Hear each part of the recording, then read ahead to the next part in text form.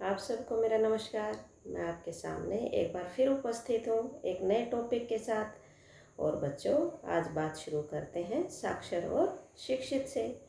तो प्यारे बच्चों, साक्षर हम उसे कहते हैं जिसको अक्षर ज्ञान है, और शिक्षित तो प्यारे बच्चों, सही मायने में शिक्षित वही है जिसका व्यवहार अनुकरणीय है। तो प्यारे बच्चों, अगर हम कितना भी पढ़ लें, कितनी भी अच्छी डिग्री या ऊंची डिग्री हमारे पास हो, अगर हमारा व्यवहार अच्छा नहीं है, हम अपने कर्तव्यों के प्रति जागरूक नहीं है, तो हम सही मायने में शिक्षित नहीं हैं। लेकिन हाँ, हम पढ़ना और लिखना जानते हैं तो साक्षर अवश्य कहलाएंगे। तो प्यारे बच्चों, मैं कहना चाहती हूँ कि हो सकता है साक्षर व्यक्ति अपने कर्तव्यों, माता पिता के प्रति या देश के प्रति से कभी विमुख हो जाए, लेकिन सही मायने में शिक्षित व्यक्ति अपने कर्तव्यों से कभी विमुख नहीं होगा। वह अपने अधिकारों के साथ साथ अपने कर्तव्यों के प्रति भी हमेशा जागरूक रहेगा। तो छात्र जीवन में मेरे प्यारे बच्चों, आदतें बनती और बिगड़ती रहती हैं। हमें सही मायने में शिक्षित बनना है। तो आदतें कैसे बनती हैं प्यारे बच्चों? साथियों की, दोस्तों की संगत से, अध्यापकों की बातों से, अच्छी पुस्तकें पढ़ने से। इसीलिए बच्चों को महापुरुषों की जीवनियाँ पढ़ने के लिए प्रेरित किया जाता है। और आजकल प्यारे बच्चों, बहुत बार स्कूलों में रोल मॉडल का प्रोग्राम होता है।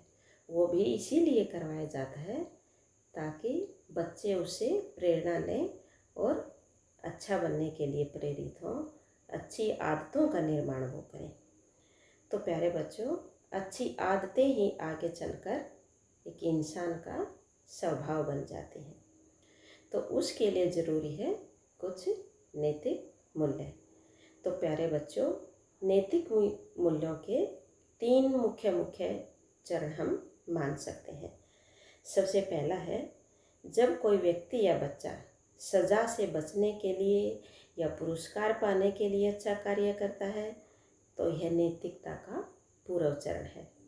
इसके बाद जब कोई व्यक्ति या बच्चा दूसरों की पसंद या नापसंद का ख्याल करके अच्छा व्यवहार करता है, तो वह परंपरागत मूल्यों का पालन कर रहा है, और यह नैतिक मूल्यों का दूसरा चरण है।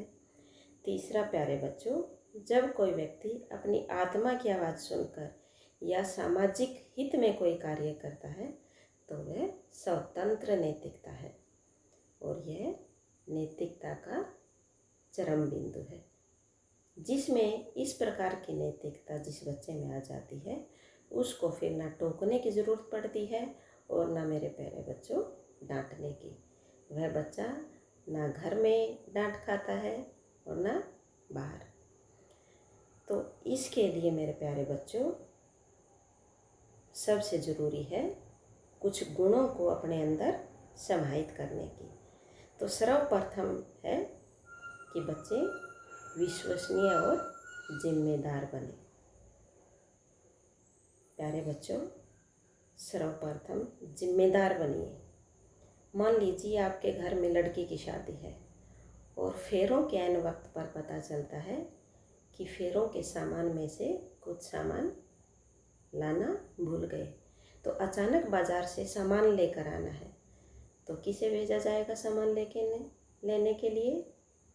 हाँ, जिम्मेदार को या गैर जिम्मेदार को?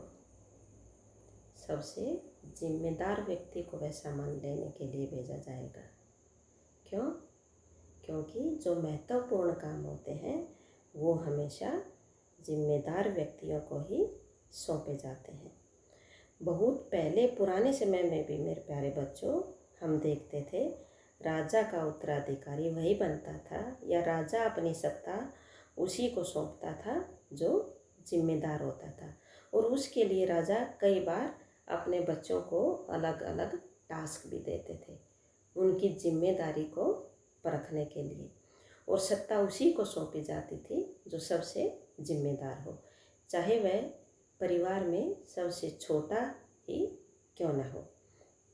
तो प्यारे बच्चों, हम कई बार बात करते हैं सत्ता या पावर की।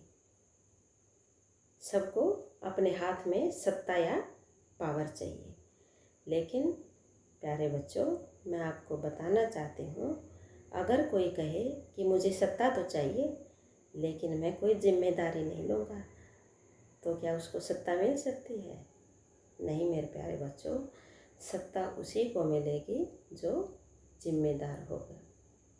आप सत्ता पावर के पीछे मत भागिए, जिम्मेदार बनिए।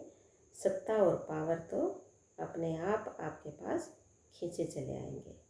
तो प्यारे बच्चों, मैं आपसे निवेदन करती हूँ कि जिम्मेदार बने, राष्ट्र के प्रति, अपने माता पिता के प्रति, अपने समाज के प्रति अपनी जिम्मेदारियों का निर्वहन करें।